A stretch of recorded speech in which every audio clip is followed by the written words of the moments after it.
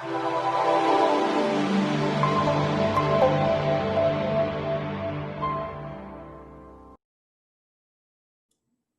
everyone, this is Robert Keens with goldsilverpros.com.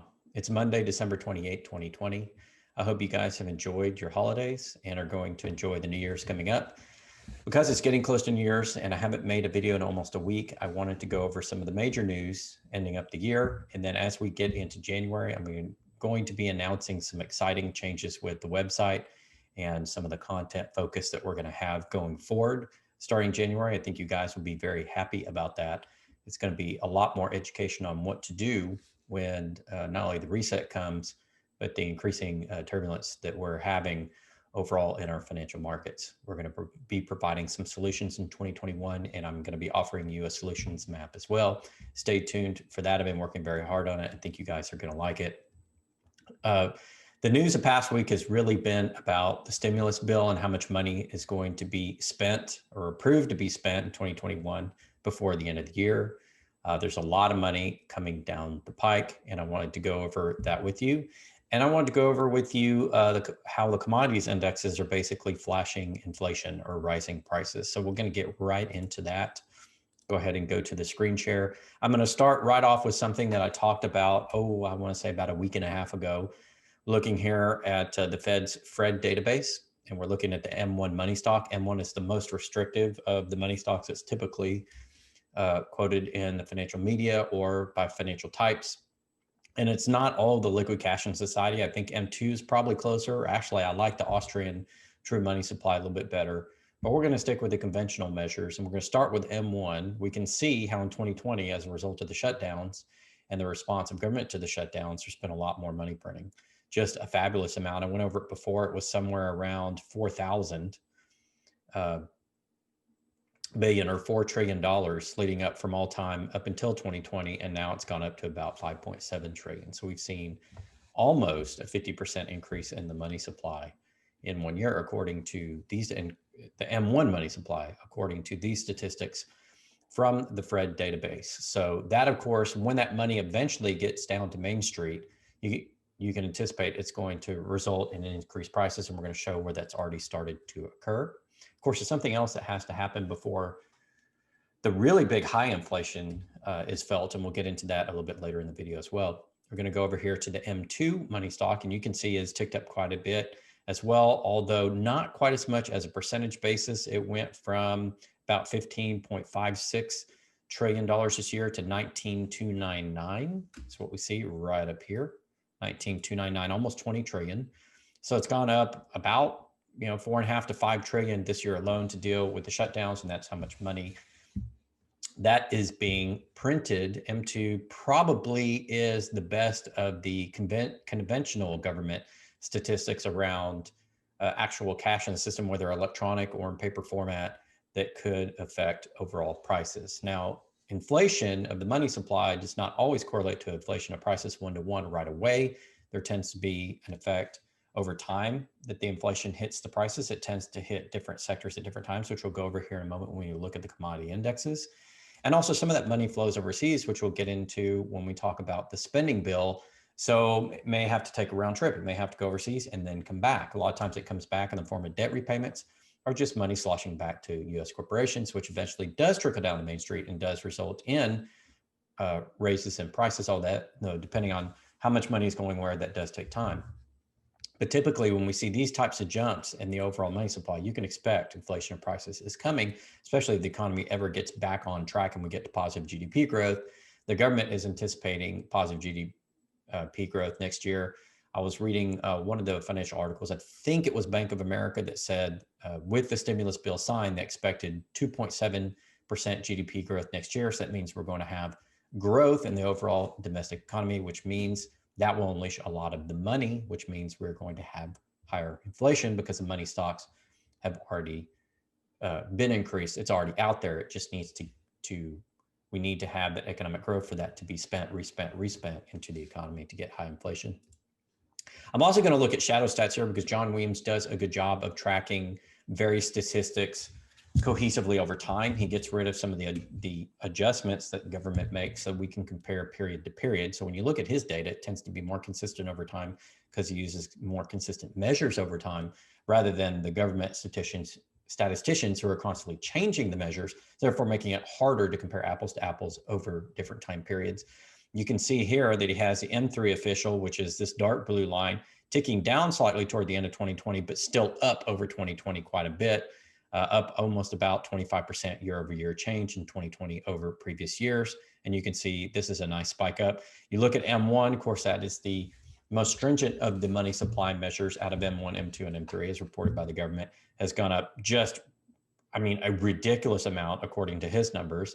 And of course, that pretty much matches what Fred has said here, although I think his version of it is a little bit more steep. And of course, at M2, which is this gray line here, the thicker gray line, has gone up quite a bit as well. So by all measures, the money stock has been increased. Okay. I think we can see that in the statistics, and we would have expected at some point in time for that to begin to hit prices. And that's exactly what's happened. It's affecting the futures markets. And we're going to show you two futures markets indexes to confirm that statistically. We're going to start off with the CRB commodity index.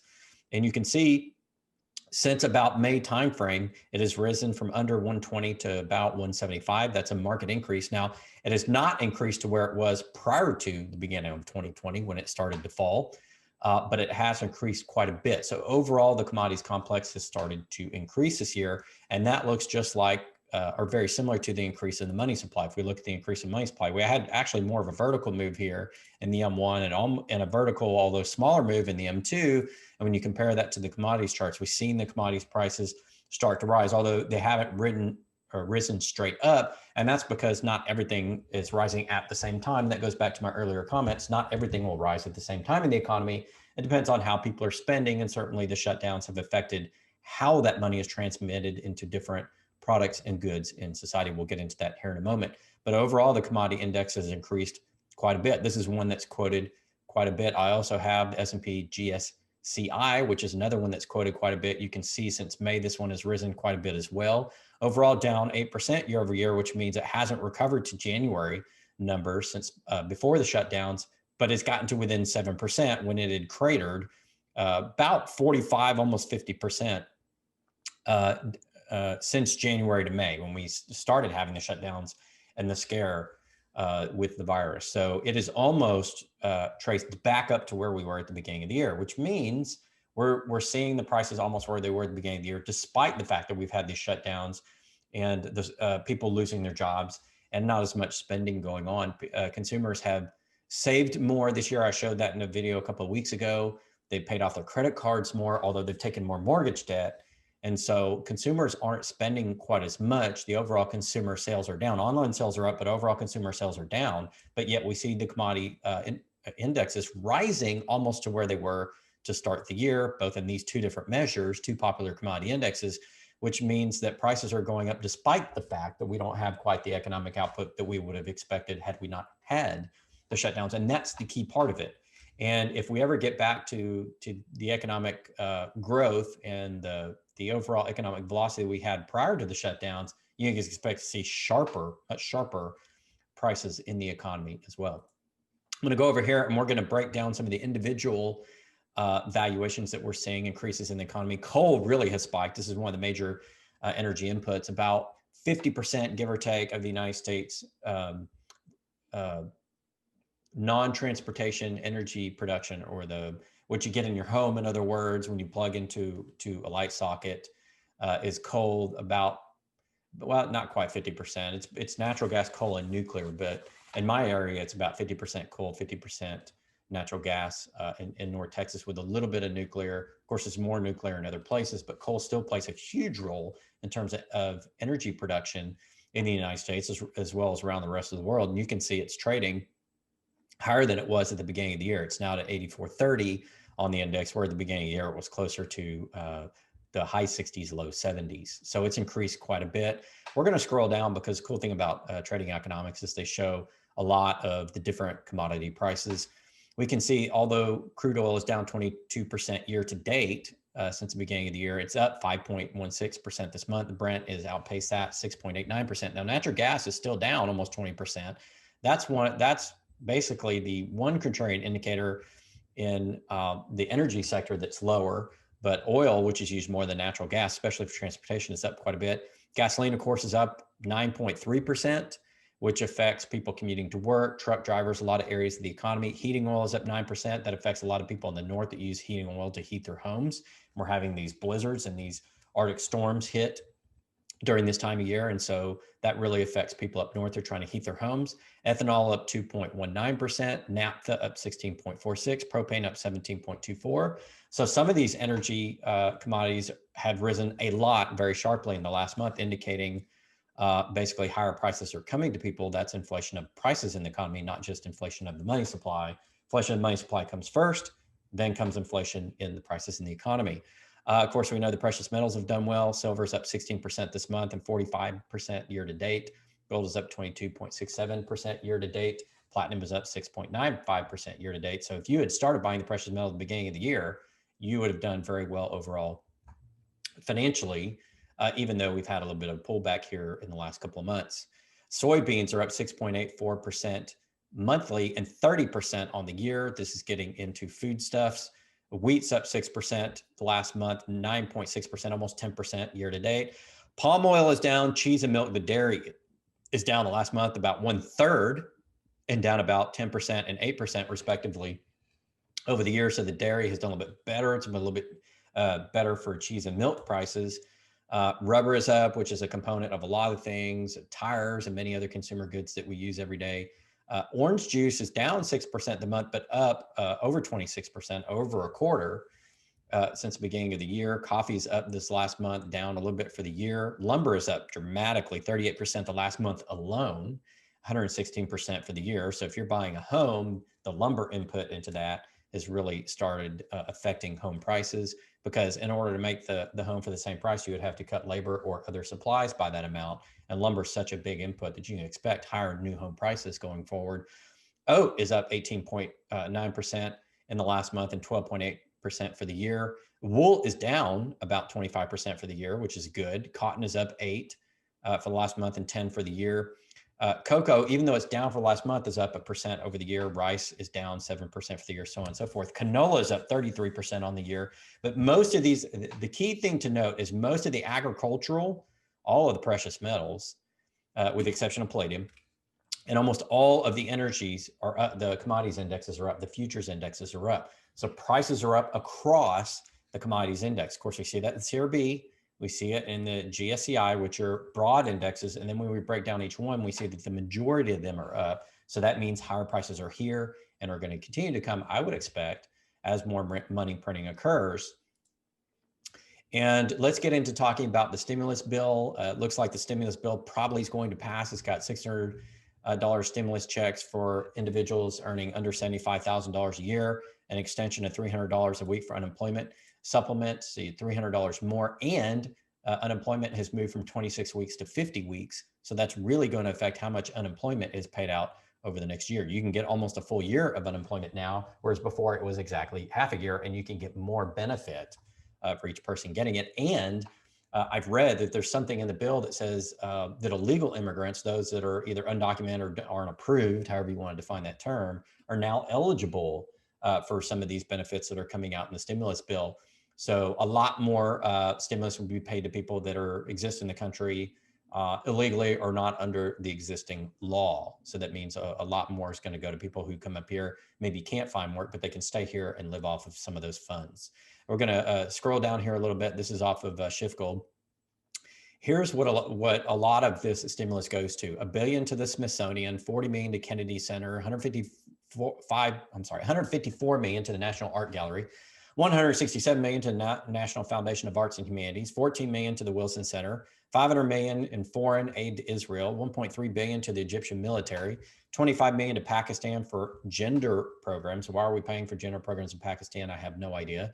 $453 million to Ukraine, $700 million for Sudan, $1.4 billion for U.S. foreign policy goals in Asia, $130 million to Nepal, $85 million to Cambodia, and $135 million to Burma. So a lot of the money in the new bill is going overseas. In fact, the bulk of it isn't going to the domestic side of the equation. it's going overseas. So a lot of money is flowing to other countries for other programs. And this is what happens when, you have nation states that are trying to police the world and or solve the world's problems. More of the money is actually going overseas than it is staying in the United States for U.S. citizens. And some of that money earmarked for people living in the U.S. is for people that aren't citizens. They're here illegally, and that's what happens. And by the way, there was vast majorities on both the Republican and Democratic side that voted for this. So it doesn't matter whether you're a Republican or Democrat, red or blue. I'm neither. I'm an independent. But if you're either on the red or blue side, your representative overwhelmingly voted for this package, and that's additional spending we haven't seen yet. So that's additional spending that doesn't come out in the M1 and the M2 money supply, and that has not yet affected commodities prices, but eventually it will. So expect even higher prices going forward. Here's an article from Breitbart talking about some of the spending: 169 million to Vietnam, including 19 million to remediate dioxins. Unspecified funds to continue support for nonprofit institutions of higher education in Afghanistan, 198 million to Bangladesh, 130 million to Nepal, Pakistan, 15 million for democracy programs and 10 million for gender programs, 15 million to Sri Lanka for refurbishment of a high endurance cutter, which is a type of patrol boat, military boat basically. So we're helping to pay for Sri Lanka's military. 505 million to Belize, Costa Rica, El Salvador, Guatemala, Honduras, Nicaragua, and Panama to address factors that contribute to the migration of undocumented minors to the United States. In other words, will they be using that to subsidize additional migration, to stop migration, to pay for people that come up here for unaccompanied minor? I have no idea what that means, but it's probably going to bolster undocumented immigration in a lot of ways. 461 million to Colombia for programs related to counter narcotics and human rights, 74 million to the Caribbean Basin Security Initiative. What is that? 33 million for democracy programs to Venezuela. Unspecified amount, another unspecified amount to these nations for that were impacted by refugees from Venezuela. 132 million for assistance to Georgia. What does that mean? We don't know. 453 million for assistance to Ukraine. Now, this, I think it was some like 5,000 page bill, was not discussed in committees like it should have been, like it typically is, was presented to Congress with only about a day's time to review it, or less than a day to review it before you had to vote yes or no. And it's leading up to the end of the year when a lot of people are going to get absolutely slammed by their constituency for not passing not only the stimulus program, but the funding program for the government for the next year. So they were under pressure. So most people voted on this in overwhelming majorities on both the red and the blue side without actually reading what's in it. And this is what happens. You get a lot of money flowing overseas. You get a lot of unspecified programs, and it's additional spending that's going to go towards the increase in the money stocks, M1 and M2, and it's going to eventually hit prices when all that money comes back to the United States. Here from Defense News, we've got a lot of information on what's going into the military side of the equation. So let's go over that. Here is 1.7 billion for the FA-18E Super Hornet, 96 F-35 aircrafts, which is 9.6 billion, which is 17 more than Trump's request, 60 F-35A, 10 F-35B, and 26 F-35C. 12 F-15EX aircraft at 9.6 billion, 1.6 billion for Navy Reserve P-8A Poseidon aircraft that the president didn't request. It surpasses Trump's request by 189 million for the first 5 CH-47F Block 2 Chinook helicopters, and 141 million for 42 60M Black Hawk helicopters, 6 more V-22 aircraft at 1.4 billion. It adds a Virginia-class submarine and a $23.3 billion shipbuilding allotment to build 10 Navy vessels. Those would be 2 DDG-51 guided missile destroyers, 2 SSN-774 attack submarines, 1 Columbia-class submarine, 1 frigate, 2 towing, salvage, and rescue ships, an expeditionary fast transport, and 1 amphibious transport dock. 500 million in incremental funding for LHA-9, a landing helicopter assault ship, and 73 million for advanced procurement of 1 expeditionary sea base. For the Army, it's upgrades for 271 Stryker combat vehicles at 1.16 billion, or 355 million over the request. Funds upgrades for 89 Abrams tanks to the M1A2 tank variant for 968 million, 100 million for the Army National Guard to modernize their Humvees, and funds for the Army's request for 1920 joint light tactical vehicles, and 1,334 JLTV companion trailers, 884 million. It funds the Army Long Range Hypersonic Weapon at almost $1 billion, 861 million. 60 million above the request, provides 88.1 million for the request of system integration and testing, supported the mid-range missile development for the Army, and 161 million to support the Army's enduring indirect fire protection capability program. 84 million above the request for safety environmental upgrades of Army industrial facilities, and 62 million above the request for Army organic industrial base investments. Massive spending in this bill for the Army coming down the pike. So that's what hasn't been spent yet, but is going to get spent over and above the increases we've seen here to handle the shutdowns. We're going to see higher prices across the board. Why? Because if you're funding the military, that spending needs raw materials. That's going to continue to hit these two commodity indexes, the steel, the rare earths, the silver, all of those things going in to make military weapons, and a lot of money going to people who aren't citizens of the US but are living here, and a lot of money going overseas to other programs. Eventually that money will slosh around and come back to the US. There will be a time delay before that hits commodity prices, but it will hit commodity prices because all that spending is going to be on what? Eventually goods and services. How do you have goods and services? It's agriculture, it's energy, and it's various commodities or minerals you pull out of the earth. More inflation is coming, period, end of story.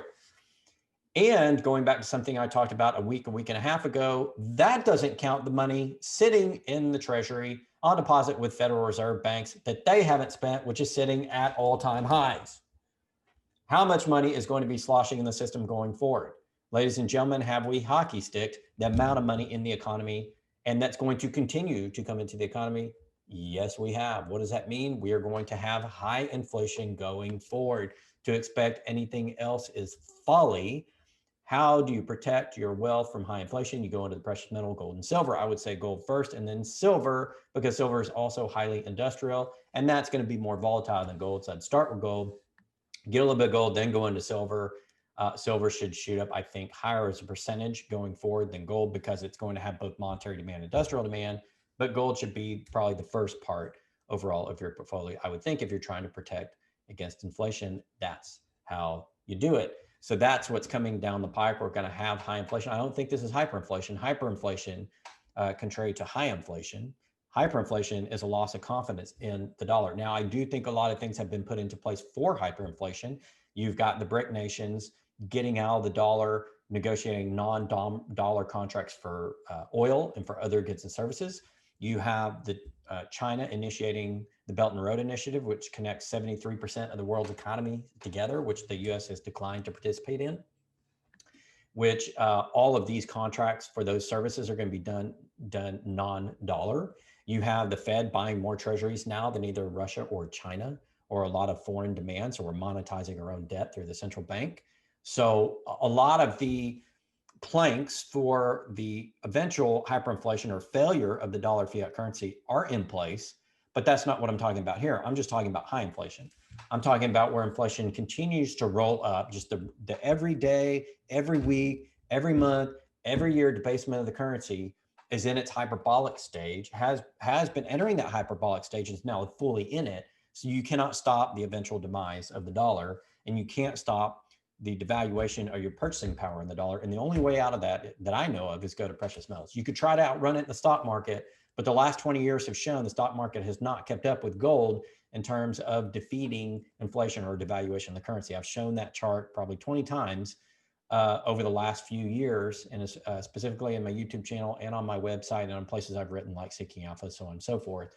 So I'll continue to do that. Maybe I'll show that chart again as we get in January of next year. But as you can see, we're in the hockey stick phase.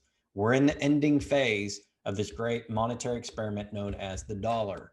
I think what's going to happen is they're going to try to go to state cryptocurrencies to replace the paper dollars. I've said this multiple times, but they're also going to do that with negative interest rates. That's been the plan all along, the blueprint from the IMF since 2015.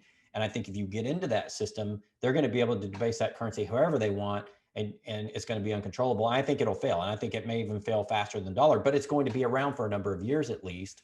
And that's going to be the official way of doing it from the US government. The only way to stay out of that system, again, gold and silver. Gold and silver are your allies here. So we're going to be talking about solutions, not only gold and silver, but other solutions for you guys in 2021. Stay tuned to my channel, specifically my website.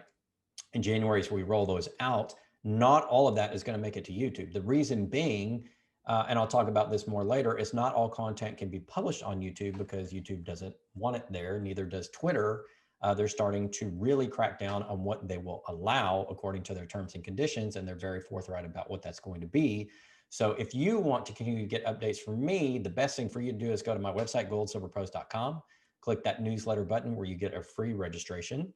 We will send more out there than we will put on this particular video channel or on any social media. And eventually, if for some reason I end up getting kicked off of social media because I talk about a subject in which they don't want me to talk about and provide factual data that they don't want me to provide, that may be the only place you can get me. And I'm just preparing eventually for that eventuality. I don't think it's going to happen in the short term, but it could eventually happen later on. And it's because they said that's what they're going to do. They're going to limit free speech. They've said it in their own words many times. So if that happens, the only way you're going to get free speech is coming to my website, goldsilverpros.com, and registering a free account, which I will continue to send out more factual data and do more factual analysis, even if it doesn't get published here. That's going to do it for today, guys. Thank you very much. Until next time, this is Rob Keens with goldsilverpros.com. Here at Glint, we're making money fairer. How?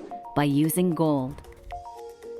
Glint lets you store, exchange, send, and spend multiple currencies, including gold, through a simple iPhone or Android app. Register for your Glint account today by downloading the app from your favorite app store.